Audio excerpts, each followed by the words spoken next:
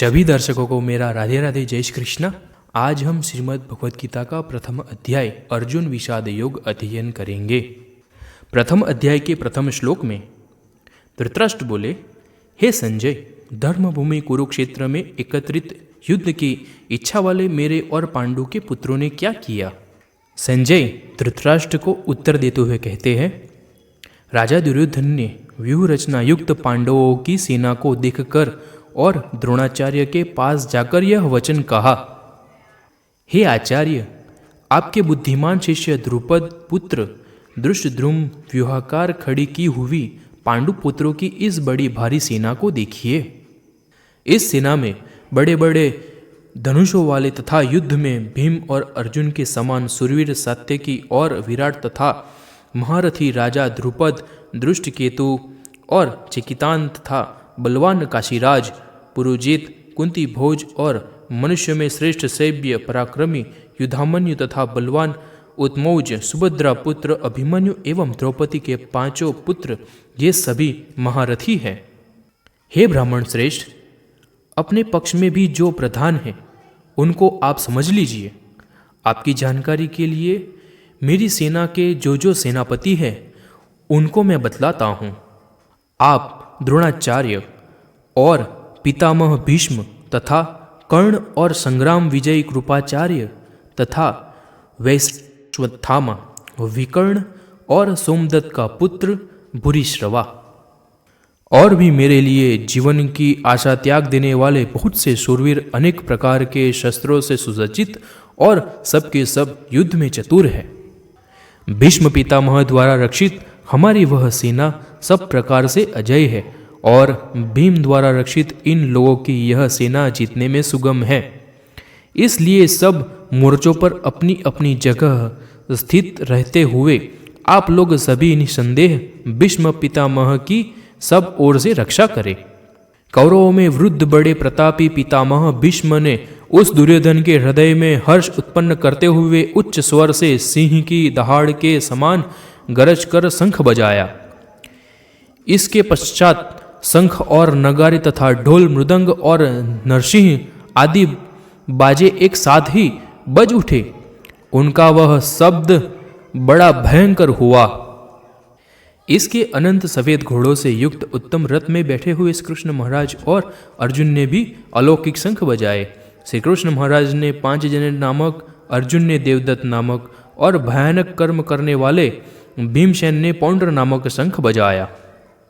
कुंती पुत्र राजा युधिष्ठिर ने अनंत विजयी नामक और नकुल तथा सहदेव ने सुघोष और मणिपुष्पक नामक शंख बजाया। श्रेष्ठ धनुष वाले काशीराज और महारथी शिखंडी एवं धृष्टद्युम्न तथा राजा विराट और अजय सात्यकी, राजा द्रुपद एवं द्रौपदी के पांचों पुत्र और बड़ी भुजा वाले सुभद्रा पुत्र अभिमन्यु, इन सभी ने हे राजन सब ओरों से अलग अलग शंख बजाए और उन भयानक शब्द ने आकाश और पृथ्वी को भी गुंजाते हुए धृतराष्ट्र अर्थात आपके पक्ष वालों के हृदय विदीर्ण कर दिए। हे राजन, इसके बाद कपिध्वज अर्जुन ने मोर्चे बांधकर डटे हुए धृतराष्ट्र संबंधियों को देखकर उस शस्त्र चलने की तैयारी के समय धनुष उठाकर ऋषिकेश श्री कृष्ण महाराज से यह वचन कहा, हे अच्युत, मेरे रथ को दोनों सेनाओं के बीच में ले चलिए और जब तक मैं ये देख ना लूँ कि मुझे युद्ध में किन किन लोगों का सामना करना है, हे श्री कृष्ण, आप मेरा रथ वहीं पर खड़ा रखिए। दुर्बुद्धि वाले दुर्योधन का युद्ध में हित चाहने वाले जो भी योद्धा राजा इस युद्ध में मेरे साथ युद्ध करने के लिए आए हैं, मैं उनको जरा ध्यान से देख लूं।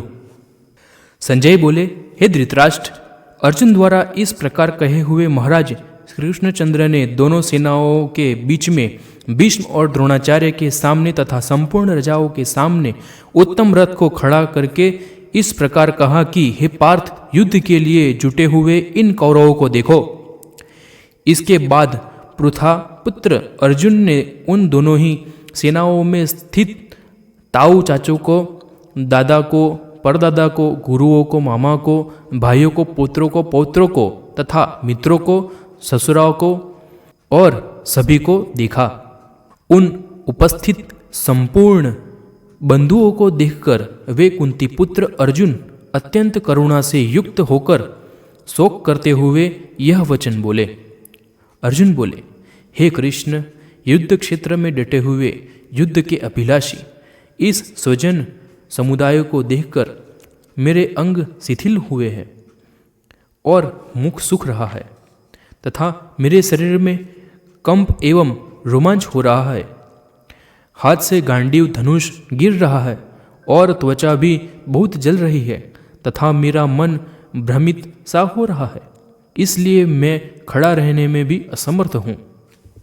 हे केशव, मैं लक्षणों को भी विपरीत ही देख रहा हूँ तथा युद्ध में स्वजन समुदाय को मारकर कल्याण भी नहीं देखता। हे कृष्ण, मैं न तो विजय चाहता हूँ और न राज्य तथा सुखों को ही।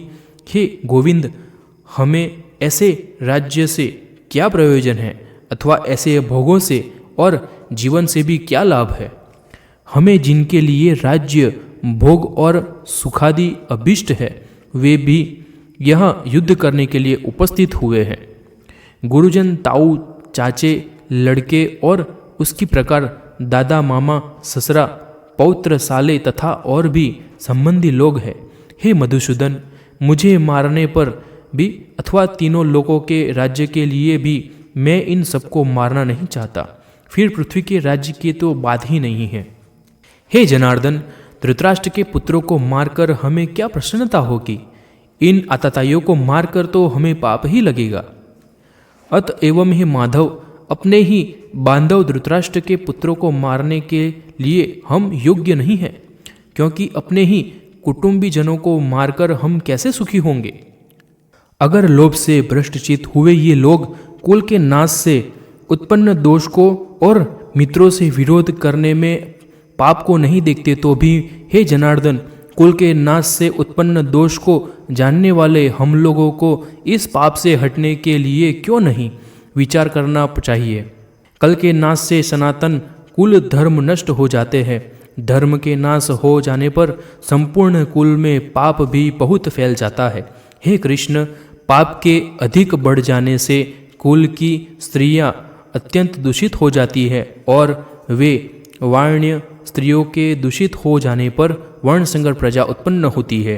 वर्णसंकर कुल घातियों को और कुलों को नरक में ले जाने के लिए ही होता है। लुप्त हुई पिंड और जल की क्रियाओं वाले अर्थात श्रद्धा और तर्पण, इनके पितृ लोगों को अधोगति प्राप्त होती है।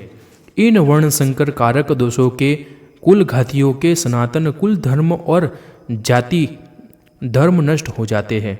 हे जनार्दन, जिनका कुल धर्म नष्ट हो गया है, ऐसे मनुष्य का अनिश्चित काल तक नरक में वास होता है, ऐसा हम सुनते आए हैं। हाँ, हम लोग बुद्धिमान होकर भी महान पाप करने को तैयार हो गए हैं, जो राज्य और सुख के लोभ से स्वजनों को मारने के लिए एकत्रित हो गए हैं।